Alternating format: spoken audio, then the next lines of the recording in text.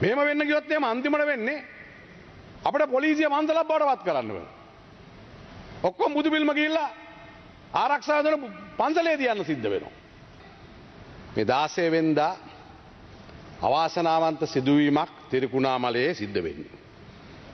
ඒවා වාර්තා කරනවා අද මාධ්‍යත් ත්‍රිමලයේ බුදු පිළිමය පොලිසියෙන් යලි වැඩමවයි. ඒ වගේම තිරිකුණාමලයේ බුදු පිළිමය පොලිසියෙන් රැගෙන ගියේ වැඩි ආරක්ෂාව සඳහා. මේ වගේ වාර්තාවල් ඉදිරිපත් වෙනවා. විශේෂයෙන්ම අපි කියන්න ඕන කරු නියෝජ්‍ය කතානායකතුමනි මේ බෝධිරාජ විහාරය 1951 තමයි මේක ආරම්භ වෙන්නේ. මේක බෞද්ධ කටයුතු දෙපාර්තමේන්තුවේ ලියාපදිංචියක් 2014 වර්ෂයේ මහින්ද රාජපක්ෂ ජනාධිපතිතුමා මේකට දීමනා පත්‍රයක් ලබා දීලා තියෙනවා. මේ අපිට ලබා දෙන තොරතුරු වලින්. එතකොට මේ සිදුවීමේදී අපි බලන්න ඕනේ පළමුවෙන්ම අපේ ශ්‍රී ලාංකීය රටක් හැටියට ගරු නියෝජ්‍ය කතානායකතුමා ශ්‍රී ලාංකීය රටක් හැටියට අපි සිංහල ඒ වගේම ද්‍රවිඩ මුස්ලිම් බර්ග මැලේ මේ වගේ ජාතීන් ගණනාවක් බෞද්ධ ඉස්ලාමීය කිතුණු හින්දු මේ වගේ ආගම් අදහන ජනතාවක් ජීවත් වෙන රටක්.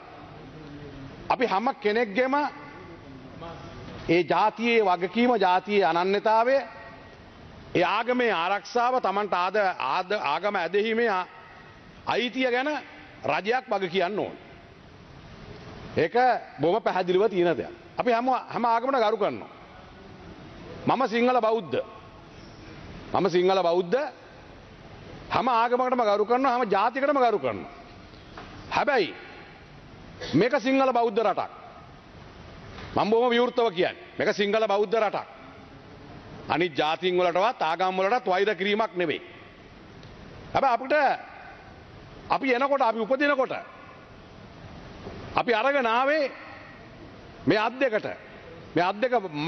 දෙක මිට මොලව ගන්නේ එක අතකින් ජාතිය එක අතකින් ආගම. එක අතකින් ජාතිය එක අතකින් ආගම මිට මොලවගෙන තමයි අපි එන්නේ. ඒකට අපි ආදරේ. එනිසා මේ වගේ සිදුවීමක් සිදු නොවෙන්න අපි වග බලා ගන්න ඕන. මොකද ඉතිහාසයේ මෙවැනි සිදුවීම් සිදු වෙලා තියෙනවා. බේරුවල දරගානගරේ සිදුවෙච්ච